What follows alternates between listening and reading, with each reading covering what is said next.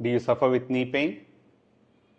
మీరు పొద్దున్నే లేవగానే మోకాలు నొప్పి రావడం, కొంచెం దూరం నడిచిన తర్వాత కూడా మోకాల్లో నీరు రావడం, మెట్లు ఎక్కలేకపోవడం, మెట్లు ఎక్కాలంటే భయపడటం, అలాగే మీ గ్రాండ్ చిల్డ్రన్తోనో అలాగా కొంచెంసేపు స్పోర్ట్స్ ఆడదామన్నా ఆడలేకపోవడం, ఇవన్నీ నార్మల్ కాదు.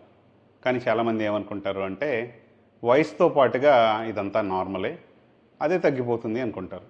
చాలామంది రోజు పెయిన్ కిల్లర్స్ వేసుకుంటారు, and that is not normal. So ఇలాగే వదిలేయటం వల్ల మోకాలు ఎర్లీ స్టేజ్లో కార్టిలేజ్ డిజనరేషన్ కానీ చిన్న ప్రాబ్లమ్స్ ఉంటే సింపుల్ ట్రీట్మెంట్స్తో పోయేదాన్ని మనం నెగ్లెక్ట్ చేసి చివరికి ఇర్రివర్సిబుల్గా అంటే కంప్లీట్గా గుజ్జు అరిగిపోయి ఇంకా సర్జరీ చేయించాల్సిన అవసరం వస్తుంది. కొంతమందిలో ఎర్లీ స్టేజ్లోని ఆర్థరైటిస్ రావడం వల్ల సర్జన్స్ ఏం చెప్తారంటే మీరు చాలా యంగ్ ఉన్నారు, ఇంత యంగ్గా నీ రీప్లేస్మెంట్ చేయకూడదు, so you're being told you can have surgery. So అప్పుడు వాళ్ళ లైఫ్ అంతా కంప్లీట్గా మారిపోతుంది. ఇప్పుడు మన జీవనశైలి కూడా కంప్లీట్గా మారిపోయింది. ఎక్కువ మంది కూర్చొని పని చేయటం, ఎక్సర్సైజ్ చేయడానికి టైం లేకపోవడం, సో వెయిట్ గెయిన్ అవడం. వెయిట్ గెయిన్ అయ్యారనుకోండి, ప్రతి కిలో మనం పెరిగే వెయిట్కి మోకాల మీద అట్లీస్ట్ 4 kilos లోడ్ పడుతుంది. అలాగే సర్టన్ యాక్టివిటీస్, ఎస్పెషలీ ఏషియన్స్, ఇండియన్స్లో మన జెనెటిక్స్ కానీ మన బాడీ హ్యాబిట్స్ కానీ lack of exercise, food habits, తర్వాత సర్టన్ యాక్టివిటీస్, స్క్వాటింగ్ కానీ ఇండియన్ టాయిలెట్స్ యూజ్ చేసే వాళ్ళకి అలాగా సర్టన్ యాక్టివిటీస్ చేయడం వల్ల మోకాల్లో కార్టిలేజ్ చాలా తొందరగా అరిగిపోతుంది. వెస్ట్రన్ పాపులేషన్తో చూస్తే మోకాల ఆస్టియో ఆర్థరైటిస్ మనకి చాలా రెట్లు ఎక్కువ.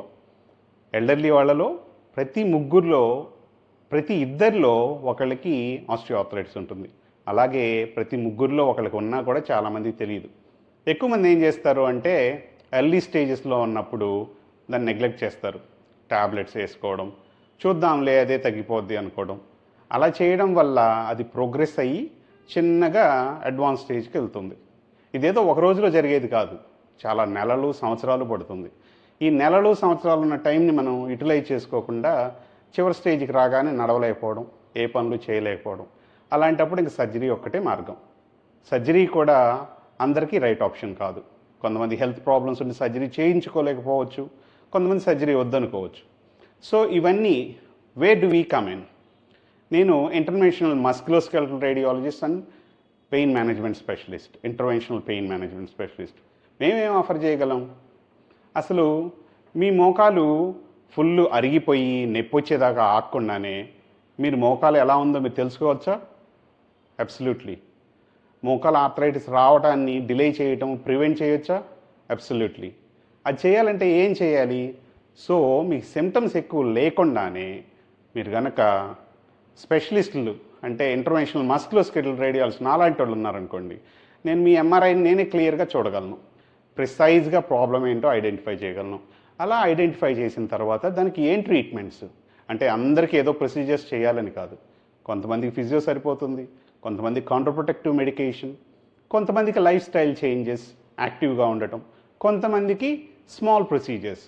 సింపుల్ ప్రొసీజర్తో అరిగిన కార్టిలేజ్ని మళ్ళీ పునరుత్పత్తి చేయొచ్చు, అంటే రిజనరేట్ చేయొచ్చు, లేదు అరుగుదలని ఫర్దర్గా ఆఫ్ చేయొచ్చు, స్టాప్ చేయొచ్చు. దీన్ని చేయటం వల్ల you can be more healthy, you can do all the things you want in life.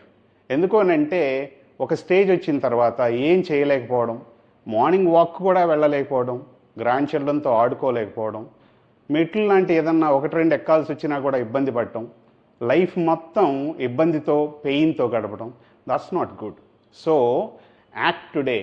Why is it important? Identify the problem today before it causes pain. అంటే కంప్లీట్ పెయిన్ వచ్చి ఇబ్బంది పడిన తర్వాత డాక్టర్ దగ్గరికి వెళ్ళి అప్పుడు కంటే, ఇప్పుడు మీకు హార్ట్ ప్రాబ్లం ఉందనుకోండి, ఇప్పుడు స్క్రీనింగ్ చాలా కామన్. ఇంతకు ముందు రోజుల్లో హార్ట్ అటాక్స్ వచ్చే వరకు తెలిసేది కాదు. ఇప్పుడు ఏం చేస్తున్నాం? బీపీ ఉందా, షుగర్ ఉందా, ఇలాంటివి తెలుసుకొని హార్ట్ ప్రాబ్లం ఉందా, హార్ట్ హెల్దీగా ఉందా లేదా అనేది మనం ముందే చెక్ చేసుకున్నాం. అలాగే మోకాలు కూడా హెల్దీగా ఉందా లేదా అనేది మనం ముందే ఐడెంటిఫై చేయొచ్చు. ఇలా ఐడెంటిఫై చేయడం ద్వారా ఫర్దర్ ప్రాబ్లం రావడాన్ని ప్రివెంట్ చేయొచ్చు, మీరు హెల్దీగా రెస్ట్ ఆఫ్ ద లైఫ్ని గడపచ్చు. ఓకే.